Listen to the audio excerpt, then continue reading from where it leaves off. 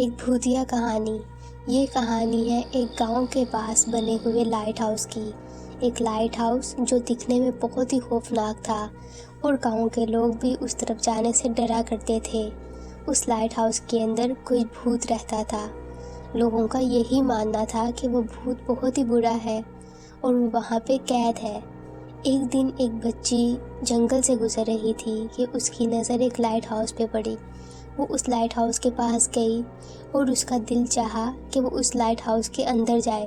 جیسے ہی اس نے دروازہ کھولا تو لائٹ ہاؤس کے اندر ایک سامنے بھوت آ گیا۔ وہ بھوت وہی بھوت تھا جس کو ہر کوئی برا کہتا تھا۔ وہ باہر آیا اور اس نے اس بچی کا شکریہ ادا کیا اور اسے کہا، میں برسوں سے یہاں قید تھا اور تم نے مجھے آزاد کیا، تمہارا بہت زیادہ شکریہ۔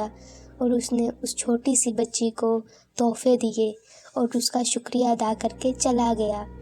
اگر آپ کو ہماری یہ ویڈیو ذرا سی بھی اچھی لگی ہو تو پلیز ہمارے اس چینل کو سبسکرائب ضرور کریں اور ہماری اس ویڈیو کو لائک کریں۔ آپ کا بہت زیادہ شکریہ۔